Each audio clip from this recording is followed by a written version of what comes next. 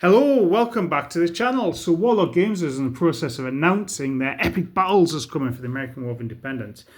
As you've seen on my channel before, I do have two 10mm American War of Independence armies. So I thought it'd be interesting to get them out, chat about it, and use it as a spur to just talk a bit about American War of Independence, get you fired up, maybe talk a bit more about plans.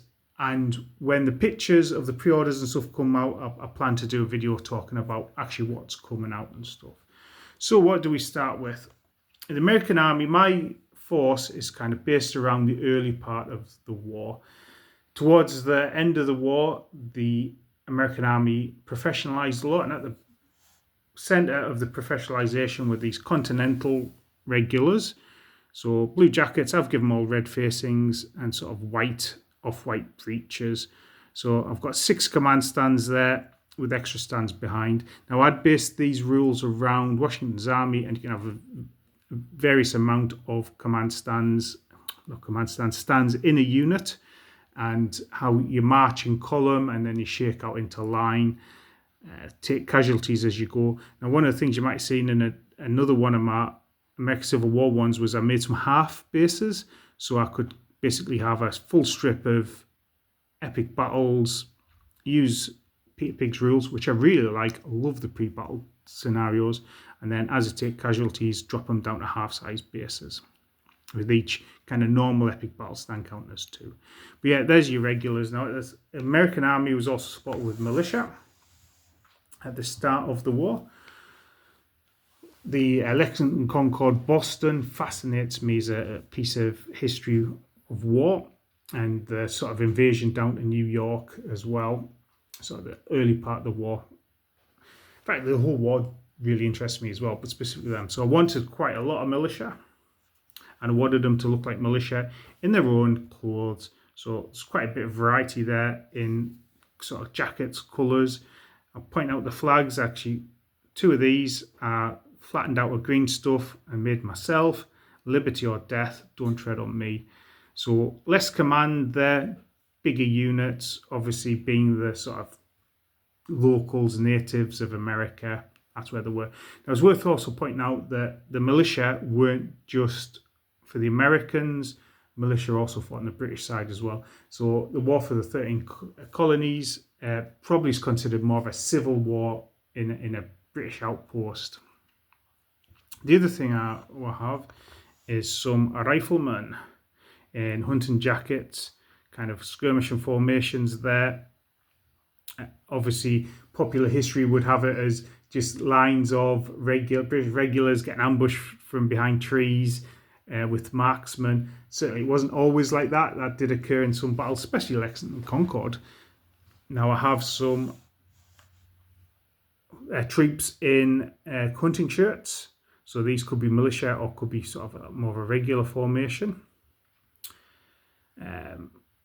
Gives a bit of variety. Obviously, I've lots of different types of hats, lots of different hat colours there. Now, the other thing pointing out is influenced by Highlander. I do have a wee Jamie Fraser model in one of the units there. So yeah, so again, like I say, could be militias, could be regulars.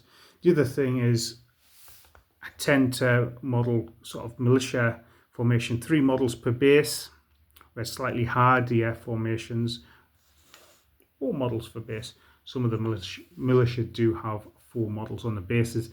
Could maybe stiffer, better militia. Now, artillery, I have some medium guns here.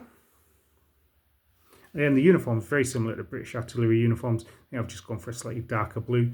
Just some medium artillery there. There weren't masses of artillery in the American War of Independence, but there was some. America, especially at that time, was very sort of woody land. So in normal battles, there probably wasn't much call for artillery. Certainly sieges and siege works artillery would be vital. Speaking of things there wasn't much of, we'll have some cavalry. So I believe, if I remember correctly, these have been modelled Philadelphia Greys and some standard sort of continental cavalry uniforms. I have a soft spot for Philadelphia in America. I ran a role-playing game based in Philadelphia, World of Darkness. So I got to know about the city lots. Love Always Sunny in Philadelphia. So Philadelphia Eagles, the first year I decided to really get into football. The Eagles were doing quite well. So always a soft spot for Philadelphia there. So yeah, not a lot of cavalry, but there was some. Now, do have a special regiment as well to talk about, Rhode Island. So had quite a unique uniform there. So it's kind of based on the sort of light infantry uniform. Again, I forget the name of the hat. We've got sort of feathers on top, which looks quite striking. The other thing about the Rhode Island regiment was it had a lot of black soldiers as well. So I have painted several black soldiers to represent that it was a mixed rank regiment. So yeah, quite a fun regiment to throw onto the field there. Something a bit different. And finally, I have some commanders. So what I always do with my command stands is general command will be on slightly larger round base, often with two, or I'm doing two models. They'll have one extra model figure modelled on it. Get my teeth in. So you can always tell that's an army commander. Then I've got brigade commanders. So I've got a few sort of American regular brigade commanders there. And a couple of sort of more militia uniformed brigade commanders. So there we are. I'm looking forward to the influx of American War of Independence. I think it's fascinating period of history. The battles aren't massive battles on the grand scale of things, but yeah, really important battle, especially this battle campaign, especially now. I think we're coming up to 250th anniversary,